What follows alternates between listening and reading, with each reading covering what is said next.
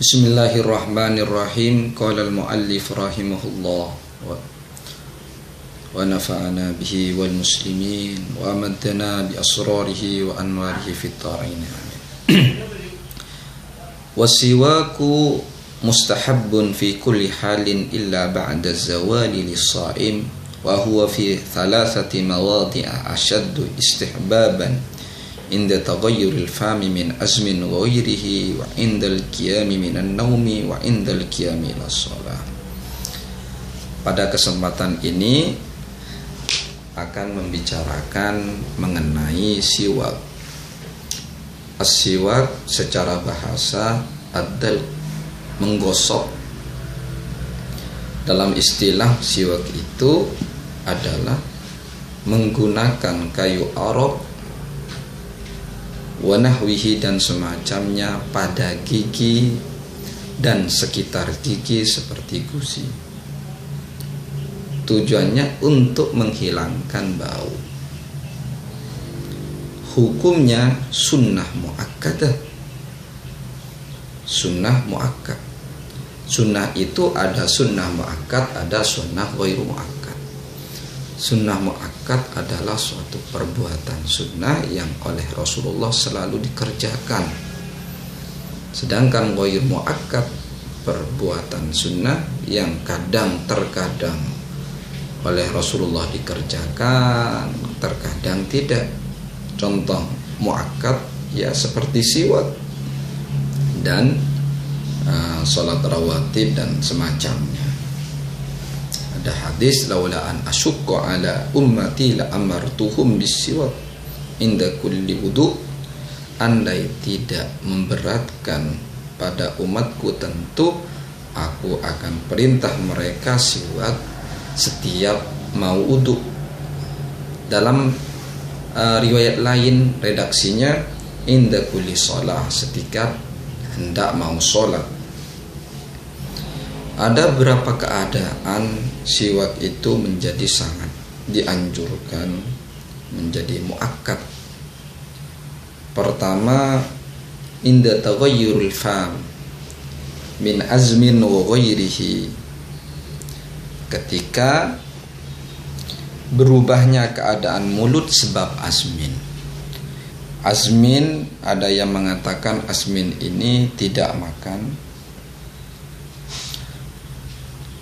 ada yang mengatakan azmin ini diam dalam waktu yang lama, as-sukut at-tawil. Atau keadaan yang kedua yang sangat dianjurkan indal qiyami minan naumi, ketika bangun tidur. Mengapa demikian? Li'anna na'im yaghliqu fama, karena orang tidur itu mengunci mulut dalam waktu yang lama. Jadi itu yang membuat bau. Atau membuka mulut dalam keadaan tidur sehingga bukhur dalam perut itu terangkat ke atas.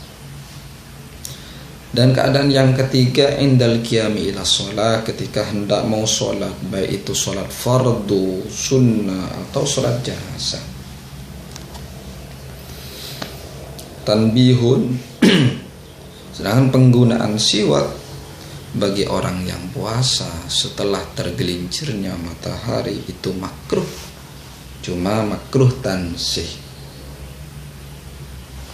Dan setelah terbenamnya matahari maghrib itu tidak makruh lagi. Apa makruh tansih? Makruh itu ada dua, ada makruh tanzih, ada makruh tahrim. Makruh tanzih itu adalah makruh yang tidak meniscayakan dosa. Sedangkan makruh tahrim adalah makruh yang meniscayakan dosa. Atau kata lain, makruh tahrim itu adalah larangan dengan dalil yang masih multi tafsir atau dalil dhanni. Kaifiyatu istikhdam siwak, cara menggunakan siwak yaitu memegang siwak dengan tangan kanan. Yang kedua, jadikan jari kelingking itu yang paling bawah seperti biasa kita. Dan yang ketiga, siwak itu dimulai dari bagian gigi bagian kanan, gigi bagian kanan baru ke kiri, demikian. Faidatun faidang, kalau kita punya siwak maka siwak itu kita cuci, setelah dipakai dicuci. Faidah selanjutnya ada berapa faidah dalam siwak. Boleh menggunakan siwak dengan setiap sesuatu yang suci, jamit yang keras. Bahkan ujung baju sekalipun boleh digunakan siwak. Artinya siwak itu tidak harus dengan kayu arak itu.